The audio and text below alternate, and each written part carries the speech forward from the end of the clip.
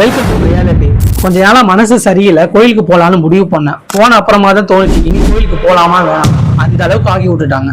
நல்லாதாங்க கோயிலுக்கு போனேன், மாலை வாங்கினேன், விளக்கு தீபம் போட்டேன், சாமியை பார்க்கறதுக்கு வரிசையில் நின்னேன். பட் அங்கதான் சில விஷயங்கள் என்னை ரொம்ப காயப்படுத்துச்சு. அது வேற யாராலும் இல்லைங்க, நம்ம மக்களால் தான்.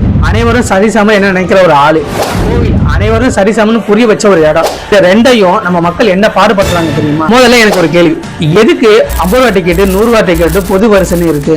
கடவுளை பார்க்க பக்தியோட தான் வரணும், அவரை சீக்கிரமா பார்க்கணும் ஏதாவது உத்தேசம் இருக்காங்க? 100 ரூபா வரிசை சாமியை பக்கத்துல பார்க்கலாம், 50 ரூபா வரிசை கொஞ்சம் தள்ளி பார்க்கலாம். பொது வரிசையில வரவங்க ரொம்ப தள்ளி தான் நிக்கணும், அது ஒரு செகண்ட் மட்டும்தான். அதுலயும் சில கூட்டம் இருக்கு, காசு கொடுத்து ஸ்ட்ரைட்டா போய் கடவுளை பார்க்கலாம். கீழே எங்க பக்தி இருக்கு? எல்லாருமே சாமியை பார்க்க வரிசையில தான் போறாங்க. ஆனா ஒரு சில கூட்டம் மட்டும் எப்படியா சாமியை சீக்கிரமா பார்க்கணும்னு சொல்லிட்டு இடையில போகுதோ இல்ல மத்தவங்களை ஏமாத்தியோ முன்னாடி போய் பாக்குறாங்க. எனக்கு ஒரே ஒரு கேள்விதான், இப்படி ஏமாத்தி போய் பாக்குறதுனால கடவுள் உங்களை என்ன சிறந்த பக்தன்னு அவார்டா கொடுக்க போறாங்க? அதே மாதிரி உண்மையா வரிசையில போறவங்க, உண்மையா வயசானவங்க, அவங்களால முடியல ஏமாத்தி போறவங்க எல்லாம் விட்டுறீங்க.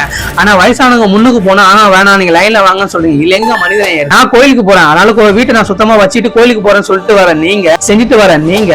கோயிலுக்குள்ளதான் வரேன்னு தெரிஞ்சுட்டு எதுக்குங்க வாட்டர் பாட்டில் அங்க போறீங்க, வாங்கின சாப்பாடு அங்க போறீங்க, குப்பைங்க அங்க போறீங்க, விளக்கு ஏத்த வந்த இடத்துல விளக்கு ஏத்துறது இல்ல, கண்ட இடத்துல ஏத்துறீங்க. இதுல எங்க சுத்தம் இருக்கு? நீங்களே சுத்தம்னு சொல்லிட்டு கடவுளை பார்க்க வந்துட்டு கடவுள் இடத்துல நீங்க சுத்தமா இல்லைன்னா என் கஷ்டத்தீர சாமி கிட்ட வரலான்னு பார்த்தா ஆல்ரெடி கடவுளே ஒரு கஷ்டத்துல தான் இருக்கிற மாதிரி எனக்கு தோணுச்சு. செஞ்சு கெஞ்சி கேட்கறீங்க, கோயில வந்து குப்பையை போடாதீங்க, விளக்கு ஏற்ற இடத்துல விளக்கு ஏத்துங்க, சாமியை பார்க்கறதுக்காக குறுக்கு வழி தேர்தலாம் தயவு செஞ்சு பண்ணவே பண்ணாதீங்க. உங்களை நான் கெஞ்சி கேட்டுக்கிறேன். உங்கள் வெற்றி செல்லுங்க.